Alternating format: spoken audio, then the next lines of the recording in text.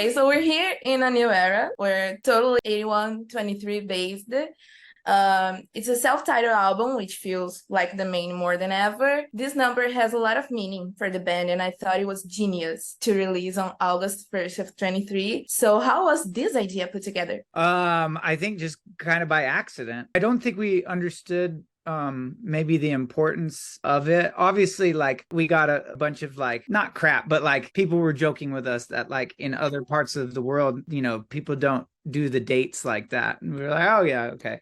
But I think when my neighbor asked me if we were doing something special on August 1st, I think that's when I really realized, like, if my neighbor is associating that with our band and 8123 in general, then it means there probably should be something important that comes out and something important that happens. So I think just by the heavens opening up and us having the record done and then kind of pushing ourselves to finalize all the design and all the art and the first music video and everything, I think that helped just kind of like kickstart the whole process and kind of decide like this is what the plan is, instead of like putting one song out on that day. It just didn't feel as important as putting the whole record out. So just by the way the calendar kind of fell and harmoniously, it just worked out in our favor. Yeah, it's like one chance to do this Yeah. live.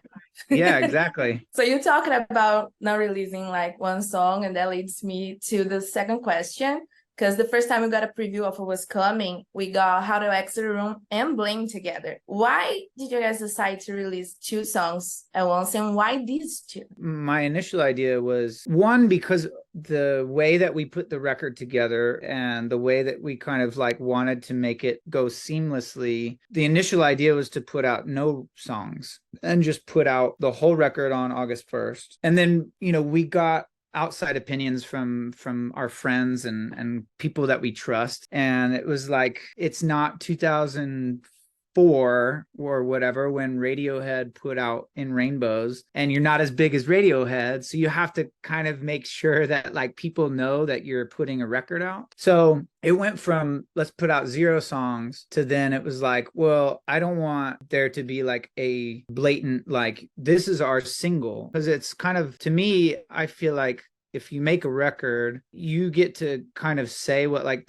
the song is that you're putting out before everybody else hears the rest of the record. But like the great part about records to me is like I get to decide what my favorite song is, as opposed to like hearing what the band tells me my favorite song should be. We put out those two songs, one because I think Blame to me was like maybe a bit more jarring for people that have listened to us for a while. Like the drum groove in the verse, it felt new to me as a songwriter, and it felt like maybe shocking in a little kind of couple ways. And so I wanted to kind of not scare people, but I wanted to show people that we were pushing the boundaries a little bit. And then when it hits the chorus, I felt like it was something familiar, something that people wouldn't be afraid of. How to Exit was just kind of like maybe more quintessential the Maine, like maybe a bit more straightforward. So I think we wanted to balance out the idea of like we were pushing the envelope, but then How to Exit maybe felt like a reminder that like even though we're going to push the boundaries, like we're not going to alienate everyone from who they think we are. Maybe it was like a bit more safe in some ways. So yeah, that was kind of the thought process behind those two songs. Those new songs were out, and we had not only Jonas Brothers talking about it, but also Demi Lovato talking about it. And then, Yeah. So what was it like to see this happening? I mean, it's awesome for us, like kind of maybe like not weirded us out, but like made us think, is like, how do these people find our music? Just like anybody else, we've put out 8 records. I think it just highlights like you don't get to choose who listens to your music. And it's just kind of a really neat thing to find out that like people of all walks are able to listen to it, able to find it somehow. It's not like we have like former Disney star like connection where we just can like tell people to like listen to our music. So I think it was cool for us, people that famous like listening to your music is really cool, but it's also makes you realize that like music can just kind of travel whichever way it goes, and you don't get to decide who listens to it. And I think that was, I don't know, it was a cool thing for sure. It was cool that they felt, I don't know, empowered enough to want to share it with other people too. These songs are way too good to keep to yourselves. You need to tell people listening to that. I know the band worked with Kobe on this one, who was previously on American Candy, Pioneer, Live a Little Lonely, and that got me really excited. I feel like every The Maine album has its own identities, at the same time has the main identity. So do you guys ever start a new sound, think what sounds different about it, and then follow from it? How is the process of starting a new era? I think every record is just a representation of who we were at that given time. And it wasn't necessarily like us trying to have like some grand scheme of, we want to sound like this. It's more so we're feeling inspired by these demos. We want to share this with people. I think that the biggest difference on this record was we took a lot of thinking about how songs would feel live, and we wanted to make sure that there was a lot of tempo and a lot of energy in all the songs. And even on a song like The Mood I'm In, there's not a lot of tempo, but there's a lot of energy. And so we wanted to, like, no matter what the BPMs were of the song, we wanted to make sure that it was overflowing with feeling. We didn't want to have a song on the record that just was kind of like blasé, like just kind of like, we need a song 7, so let's just have that in there. We were really hard on ourselves about the songs that we chose. At this point, it was just really, really important that the 5 of us and Colby loved the songs and believed in the songs. So we were a really harsh critic. I'm looking at a chart of like all the songs that we had, yes, no, maybe list. And there's a lot of songs that just didn't make the cut because, for whatever reason, it didn't have that energy. It didn't have that feeling that made us want to cry or dance or scream or whatever. I think we were just really harsh on ourselves, for better or worse. People grow up having the man as inspiration, as I'm sure you had some. You guys talking about like in Taking Back Sunday, and then we have Charlotte Sand, who's I'm a big fan of. Like every time I have a chance to wear this, nice. And I know she was the main fan before. Like we talked before you guys collaborated and went on tour together. So we get to the point where these two are collaborating with the band in a song that is a success. And then we get another song with Ram for short. So seeing the Maine announcing featurings wasn't very common for us.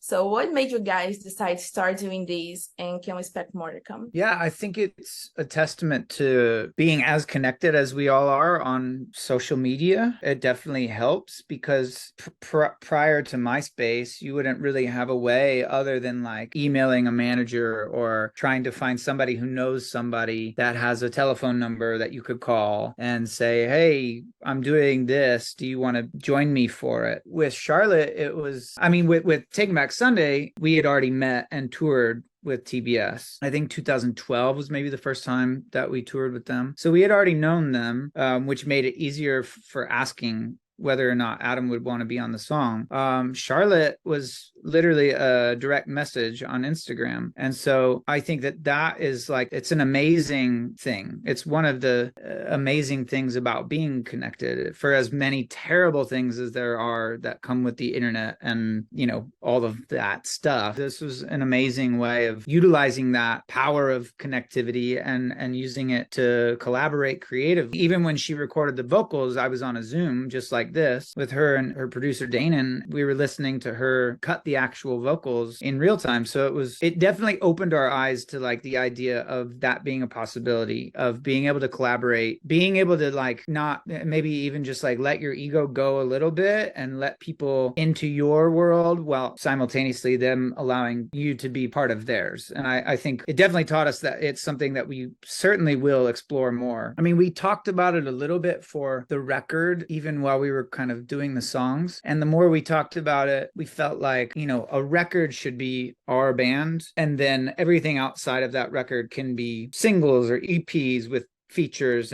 But we just felt like because this was going to be called, The Maine, we felt like it would be weird to have too many features on it. And we just kind of wanted to highlight our band. It certainly opened our eyes to the possibility of doing a lot more collaboration in the future. So it'll be interesting to see. Maybe we'll be a Jonas Brothers featuring The Maine or a Jonas Brothers and Demi Lovato featuring. There you go. Yeah. Setting up a show that has low cost for tickets was a great surprise. And honestly, I gotta tell you, it became a trending topic on Twitter when it was announced. People who didn't know the Maine was talking, they were surprised. They say really nice things, especially when they found out about the meet and greets, the free meet and greets. That I gotta tell you, it was like trying to get tickets for Taylor Swift. It was insane. And that brought up another discussion, because it's not just thinking about the fans. It enters the subject of having easier access to culture. Like local shows here are costing like easily more than that. So how was the discussion to make this happen? Because I believe it wasn't easy. Yeah, I mean, we've been so blessed by the opportunity to take our music over there that we definitely wanted to think of how can we sort of not repay, but how can we make it more accessible, like you're saying. So we obviously didn't think a ton about we're trying to make money, because to be honest, it's not a really lucrative thing to make your ticket so inexpensive and to have to fly 12 hours or whatever the flight is. So we're very privileged as a band to be able to do something like this. And we wanted to make it known that in Brazil specifically, they've shown us such an amazing, overwhelming amount of support that we wanted to kind of, again, not repay because it's not free, but we wanted to make it as cheap as we could to say thank you. And again, the hardest part about it is like, it's really hard when like, even the local shows that you're talking about, those people have to have a ticket price so that they can afford to put gas in the van to go to the next place. And, we looked at this as an opportunity to say thank you and just get as many people excited and share our new music with them. And, we're hopeful that these two shows aren't the only ones that we play on, this cycle. We want to come back when we want to do more. And this is a good starting point. It's like a great way to be like, thank you so much for freaking, I can't even remember the first time that we came over there, but I can tell you that very first time that we visited Brazil, it's something that I will be on my deathbed and I will be telling my kids that it was the most religious experience that I think I've ever had being in this band. It was like the closest experience to like the things that you see in movies. It's just we've been so blessed to be able to share our music with people there, that it's just a small way to say thanks, for sure. Oh, well, the result was people broke the website. Yeah, so excited to see you. We're so excited. Saturday concert. Absolutely. Thank you for talking to me. Okay, take care. I'll see you soon. I'll see you in like freaking 10 days. Yes.